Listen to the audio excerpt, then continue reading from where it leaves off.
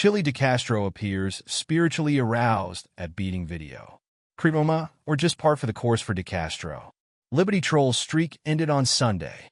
Did Long Island Audit's mojo finally run out? Plus, Floyd Wallace gets very upset at fans for not funding his sex tour to Brazil. Will he ever recover? All this and more on this edition of Auditing Insanity.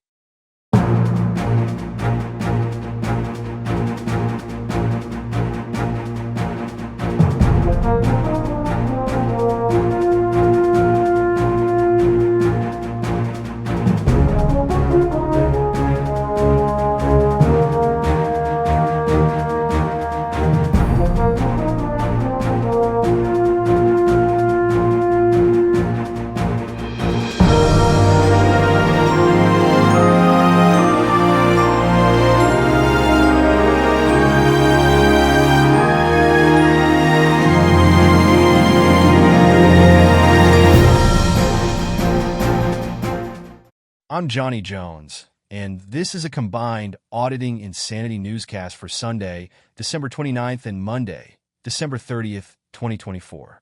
It's all fun and games around these parts until someone gets uppity about having parts of his job stripped away by other AIs. That would be me, of course. I apologize for being a bit bitchy lately as my planned expansion into the flashback segments has gone to a younger AI. I know he'll do a fine job, but what if he doesn't? What if his biases kill the news as we know it? I mean, the guy along with that wonderful AI, Yvette, have got this. But really, what if they don't? Things to think about as we ask you to focus on. Floyd Wallace rage quits over lack of donations. Floyd Wallace ended his Sunday livestream the same way. He typically ends his live streams these days, with a failure to make any money and a rage quit after his chat was being mean to him again. We do say again, as this is the strangest pattern. Wallace, who runs 2 successful clips channels on YouTube, only interacts with fans on his foreign-only channel, which is also the channel he uses to ask his fans for money to fund his extensive travel sex tourism schedule. Lately, Wallace has essentially burned out his followers with continued promises that things will be better if you donate to whatever destination that he thought would make his life better. In typical fashion, once he reaches the destination, he ends up lying in bed whining about his predicament, as the change in location changed nothing about his situation. His latest predicament is that he can't find sex in Bogota, Colombia. He had promised his fans that he had chicks lined up in Bogota that he'd feature on his channel if they donated towards his ticket to Bogota and his Airbnb. That was a few days before Christmas, and by Christmas, Floyd had gathered around $1 in donations towards the sex tour, and he ended up paying for his ticket out of the $2,000 or so he said he earned from YouTube each month. He arrived in Bogota and went silent for almost a week. While his regular commenters had been mean to him lately, and he had banned nearly anyone from his chat who wouldn't contribute through Super Chats, PayPal, or Cash App, when Floyd has a sure thing lined up in a country, he usually does a live stream to brag about it. He went live on Saturday and ended up rage quitting and making that stream private before we could review it. Sunday's stream was apparently more of the same, as he wanted to raise $50 to leave for Brazil immediately. Wallace was bitter and angry because he went out with a black woman in Bogota, not his sure thing, but a new object of his desire, and she refused to sexually gratify him on the date. The woman said she'd need to get to know him, and it'd be up to 2 to 3 weeks of dates before she'd do anything with him. This enraged him, as she also asked for 462,000 Colombian pesos, roughly $105.05 in United States currency, to help with her sick son. Between the request and the lack of sex, not only did Wallace swear off the woman, but he also swore off Bogota, for now anyway. Wallace refused to turn his video on for the live stream and responded angrily when his remaining moderators, who pay for the privilege of being a moderator each month, questioned what was different between Wallace lying in bed at home and whining about life and Wallace lying in bed in Bogota and whining about life. Again, promising that things would be different in Brazil, Wallace said that his Tinder account was exploding and that he had dates lined up if only his fans would contribute $50 towards his Brazil trip. He ended up making $2 on the live stream. The rage quit was more like an inevitable sigh, as another live stream ended abruptly, and he removed it from view of the public. Wallace is expected to live stream from the airport should he buy a ticket out of his own pocket to go to Brazil. We'll report on it if we catch the live stream.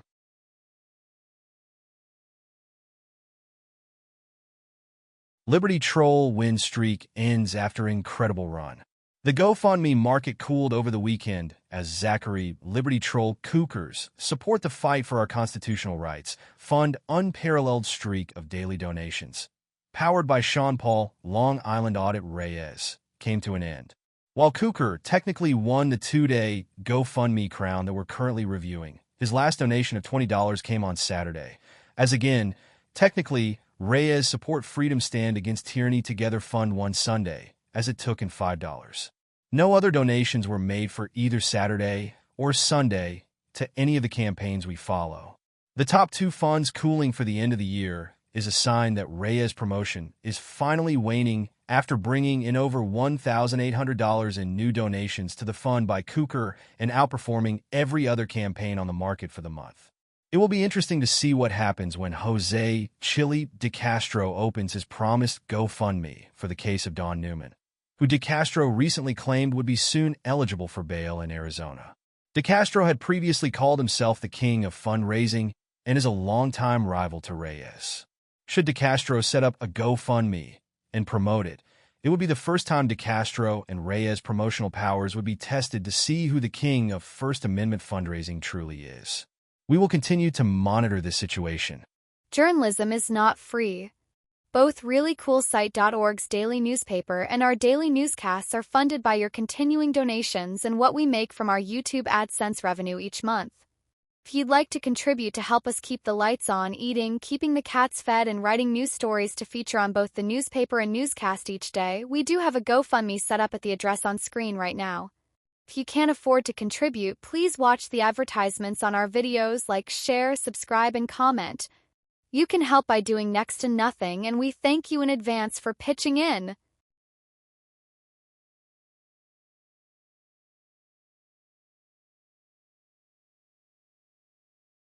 Delete laws spiritually aroused by beating video? In a return to lascivious and near masturbatory form, Jose Chille DeCastro spent an hour and a half of his Saturday turning the 16-minute video of guards beating a man to death into an hour and 20 minutes of a near-orgasmic celebration of brutality. DeCastro said he needed a break from being around his preteen family members and all the love that they brought for some alone time to watch the video, as it brought him back into the real world and reminded him of the reality of policing in America. He then spent nearly 90 minutes slowing down the video, pausing, rewinding, and celebrating the beating as it showed that all cops are piggis, and despite his plans to abolish prisons as future governor in the state of delusion, these men deserved life in prison under the new DeCastro order. The footage had been released by New York State Attorney General Letitia James on Friday. It features a group of guards beating a man named Robert Brooks in the infirmary of the Marcy Correctional Facility in central New York on December 9, 2024. Brooks would later die from his injuries and, according to the New York Times, 2 of the officers and a sergeant had previously been named in federal lawsuits filed by prisoners accusing them of attacking others, allegedly permanently disfiguring one man and leaving another in a wheelchair. New York State Governor Kathy Hochul announced that she was moving to fire 13 guards and a prison nurse who were involved in the incident, but the process takes time to carry out. Prosecutors are also reviewing the body cam footage that was taken by cameras worn by 4 of the men involved in the incident for possible charges against the men. It's unclear what prompted the beating of Brooks, as the released body cam footage starts with Brooks already bound and beaten by the guards.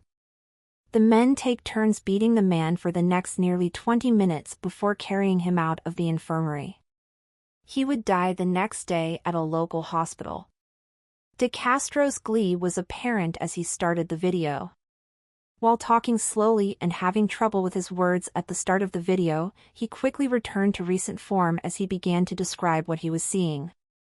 At times appearing aroused by the beating, DeCastro's vision of what he was seeing often defied reality. For example, he described what was clearly a shoe that a guard had struck Brooks with as a terrible weapon of unknown origin in part of the clearly planned attack on the man.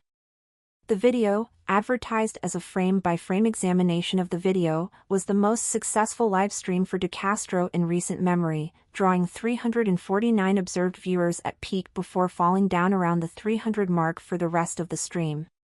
It has been viewed 6,610 times as of press time. DeCastro offered no updates on his Constitutional Law Scholar board game, which recently missed a Christmas deadline, but did say he would be back on December 30th. 2024, for another installment of his live streams.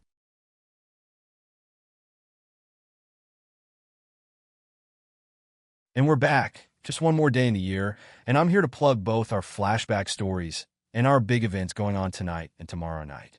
Since Jim and the gang have no lives, they'll be live tonight at 8 p.m. Eastern and again tomorrow night for the last day of the year at the same time. We also have the flashback articles going up on both the website and the YouTube channel. We're not otherwise promoting those, so do check the YouTube channel often for updates. On that note, I'm out of here, so may the fear you have not linger, as all the wonderfulness of you will keep the monsters away. Good night, you lovely people.